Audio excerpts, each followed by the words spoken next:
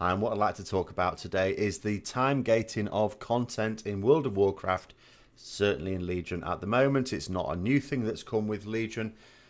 It's really about why it happens rather than whether it should. I think the arguments about whether it should are largely moot. Of course, people will have those discussions, and that's absolutely fine. You know, if people were to discuss that, I discuss it myself. But I think it's really about why it happens. And if we go back to a time when it didn't exist, first of all, so a little bit of a history tour, those for people who've maybe only been playing World of Warcraft the past couple of years, or maybe not even that. So in vanilla, for example, my experience of the content was I didn't start playing straight away, and actually straight away wasn't straight away anyway, because it came out at different points in North America and Europe. So World of Warcraft was released in North America in the back end of 2004, I believe October, you can correct me there. I'm pretty sure that's around about the time of year when we get the anniversary. And then it came out in Europe in March 2005, so, you know, it's nearly half a year later, or several months at any rate. And I didn't play it then, I played it a couple of months later. And then, of course, it's my first MMO, so I didn't rush headlong into raiding. It took me a long time even to level up. So when I did get into raiding, it had been out in North America at any rate for about a year.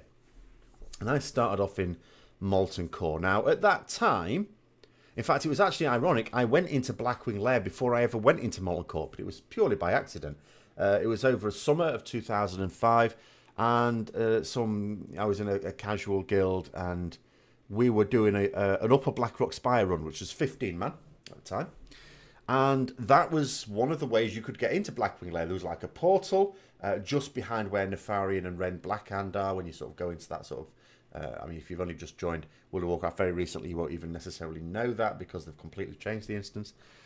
And there was a portal behind there to go to Blackwing Lair, so we just went, oh, what's that? We went in there and got our arses kicked, of course, because the first boss, for a start, is tuned for 40 man. It's tuned for people with a lot higher gear than us. We hadn't even done Molten Core at that point. We weren't raiders. We were all relatively new level 60s in, you know, just gathering dungeon gear, really. But it was a bit of fun anyway. But the point is that when I did Molten Core and progressed through Molten Core, Blackwing Lair was already out, and that was the next in the series, because the way it went is Molten Core. There was smaller raids as well, like you had Onyxia's Lair and Zul'Gurub and stuff like that. But in terms of the main tier raids, you had Molten Core, then you had Blackwing Lair, then you had Anchorage, the Temple of Anchorage, that is, and then you had Naxxramas. And so when I started, you know, Anchorage wasn't out, Blackwing Lair was. And so it took us a few months to go through Molten Core. But there was no thought of going to Blackwing Lair. You attuned for it. You only need to do dungeons to be attuned for it. Could get into Blackwing Lair. But there was no point in doing it because we hadn't done Molten Core. And that was where you learnt your trade and also geared up for it. So there was no thoughts of that. So there was no real time gating needed because people would naturally start at Molten Core and progress through the other raids. Burning Crusade a little bit like that as well. You had attunement, so you had to sort of at least be boosted, if nothing else, through the previous raid. But at that time, I was a fully fledged raider, so I was keeping up to pace with it all anyway, so that was no problem. But for other people, if you joined later on, you would at least have to do the initial ones to get those attunements. And then they disappeared, those attunements, and that's why we're left now with the feats of strength, which give the titles Champion of the Naru and Hand of Adal, to acknowledge the fact that we did those attunements at that time. And then over time, over the years, as it's gone on, and I think it's very difficult for me to pinpoint exactly when it was, because in Wrath, for example, although I started Wrath and raided seriously in the first tier, I was so disappointed with the first tier of raiding in Wrath that even though the remaining tiers were really good, I didn't experience it because I didn't give it the chance to you know, it blew it for me. And so I stopped playing and didn't come back until the end of Cataclysm. But at the end of Cataclysm is when they introduced LFR. So now we had a way of accessing the raid content that you could do on a very casual basis without a guild, and more importantly, without even a group. Because the way it had worked before is in vanilla you just had one mode. So when you killed a boss, that was it, that was the boss. In Wrath, they introduced in Ulduar the thing of hard mode, so you could kill the boss in one particular way, then you could choose to do it in a more difficult way for achievements and better gear. And a lot of people liked that. And then in certainly when it came round to, well, even during Wrath, later Wrath, but by Cataclysm it was fully fledged. You had these different difficulties. You had normal and heroic mode, and that continued into MOP as well. And then in MOP, of course, we you know, because we had LFR at the end of it, you had 3 ways of doing the game. You could do LFR, you could do normal mode, and then heroic. And the idea was that you did normal mode, progressed through that, and then did heroic mode. And then towards the end of MOP, they introduced the idea of flexible scaling of content, which introduced a 4th difficulty. So now you've got LFR, you've got your flex mode, which we now call normal. You had your normal mode, which we now call heroic. And then you had your heroic mode, your hardest mode, which we now call mythic. And the mythic is for this. And now the normal and heroic are flexible. And it's just the mythic that is the set size. But once you've... For a lot of people, of course, I mean, there's some of us who really want the challenge. We want that challenge of doing the hardest mode, whatever it happens to be, whether it's to get the best gear and go, hey, look at me, I've got the best gear, or whether it's just to get those achievements, those cutting-edge achievements, or whether it's for the encounters themselves. Lots of people do it for lots of different reasons, but there are people who are motivated to do that challenge of the hardest mode. But there are equally some people who just see it as content. They just want to see that content. And take part in it themselves, not just passively watch it on someone's stream. Take part in it themselves, for which LFR or a Pug normal mode will do them. Well, they've seen the bosses now, that's fine. I've now seen it. There are a lot of people, this surprised me, when I remember transferring guild during MOP, and I brought over some alts, but before I got them to join the guild, at the time you had a situation where it could be quite lucrative to have a casual guild, because as people did content, it generated not just gold for you, as you did things and looted mobs, but it also a proportion, it wasn't like a tax like in some games, but a proportion was just randomly generated and went to the guild bank. It was really useful on many levels. It was very good for raiding guilds, but also it meant that it was good for people to make their own guild and try and just attract casual players into it, and they would be like their slaves, plantation workers, you know, getting money in. So you had a lot of the, and you would be constantly spammed with guild invites. There's still a few going on now, but that incentive has gone, so I don't actually get why. But certainly, like, if you were ungilded at a time, you would just be spammed every couple of seconds. Just, you couldn't get away with it. So I decided to join one of these guilds and actually take part in a conversation, actually find out the sort of people who don't go onto forums, the people at Blizzard are always talking about, these majority of casual players that don't go onto forums and don't engage with World of Warcraft on any other platform. I used to like listen in to conversations, and there were a lot of people there who actually genuinely thought there was no difference between LFR and what was at the time normal and heroic mode.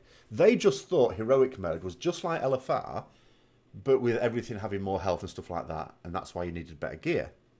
And that's what they thought it all was. It was just, oh, well, it's just the same, you just need better gear to do it, that's all. Really, honestly, they had no idea. So where was the aspiration to do it? And this was a big issue. So there are a lot of players now, and the vast majority, the ones who don't watch YouTube and they don't go to forums and they don't really discuss things with people who know. They only discuss things with each other, and they're, you know, coming from the same pool of ignorance, if we can use that trying to use it in a non-offensive term. Do you know what I mean? Because they all don't know any more than each other, no more experiences than each other, so they're not adding to their sum total of knowledge, and because they're not going further afield to get that information, they never find out. And you're not going to randomly come across a mythic raid, are you? Because no one's going to invite you. So, you know, there are a lot of people that, well, they certainly did then, whether they do now, but I see no reason why they wouldn't. So the incentive to do it isn't there. But of course, the content, if you're just going to do it on LFR, you can burn through very quickly. You know, if they just bring out everything on LFR, it's like, do all the stuff. You know, if things weren't time, do all the stuff, do all the things, and then you've done with the game. And World of Warcraft is almost unique now in MMO world. It might actually be unique for all I know, but I don't know. But certainly in terms of the big MMOs, it's pretty much the only one that is a purely subscription-based game. Yes, Blizzard make a lot of money from it in terms of the online store things, but none of those things are stuff that improves your character. It's just services largely, and maybe some cosmetic things like pets or whatever like that. I suppose if you're into pet battles, you might say there's some appreciable value there, but I'm sure there's nothing there that you need for pet battles, but I don't know about pet battles.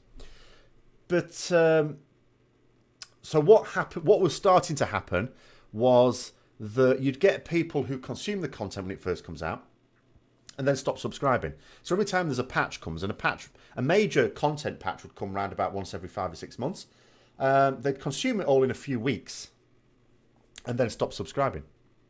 And then when the next one comes, then they'll subscribe again. So Blizzard are getting this thing, well, we want our, whatever it is, $10, $15, whatever it is, in your currency. In mine, it works out about £9, something like that, I think. We want that every month from you. We don't just want it once every 5 or 6 months. No good. So what they had to do is they had to try and encourage us to come on all the time so that we'd want to do stuff at least every month, not necessarily literally every day. Hence the we've got emissary caches now. We don't have to do those every day. We can save a few up and do it every few days. But they do want us coming on regularly, because so a lot of people. I mean, the time gating is very evident now because we've had 7.2 launch, and a lot of people are asking, why have we got this big lead in to like the Tomb of Sargeras thing? We've got these, we can predict when it's going to come out, probably about 10 weeks now, because Blizzard said when 7.2 come out, there's 11 weeks worth of quests leading up to breaching the Tomb of Sargeras, which is at the point at which we then go into it. So thinking, well, why is that? And the reason why it is just that. They want there to be new content every week, really, to keep us subscribed, even though, people literally like us and ones who raid would keep subscribed, but those who don't would not ordinarily do that. They want to keep as many people as possible subscribed. They know there's now a cycle. They've abandoned the idea that you can keep people, all the players sort of subscribed for that time. They know that there'll still be a cyclical effect. Some people will stop subscribing and then only subscribe when the patch comes out and stuff like that. But they want more people to stay subscribed. And I think that is the reason why we have this time gating, and whether it's positive or not. And it's from the point of view of the player who would sort of stay subscribed anyway. It is, of course, not a good thing. It would be much better if, you had the content, and yes, they added to that content with each patch, just like they did in the first couple of expansions, but that it doesn't matter what point you came into the expansion, you could just start at a point and move through it at your own pace. And if you didn't get to the end of it, that didn't matter. And if you did, great. But you just consume it at your own rate instead of just consuming what is the new content, because that is now the most relevant. Because what happens now is you ding a character, and where do you go? Well, you're now going to go to the Broken Shore, because that is now the new content. And the reason you go to the Broken Shore is not because, that's the natural place to go when you've dinged. It's just that's the place to go to now. It has been determined in the timeline of the expansion that is the place to go. Which is why, of course, they introduced the mob scaling thing, so that you could do that without getting your arse kicked.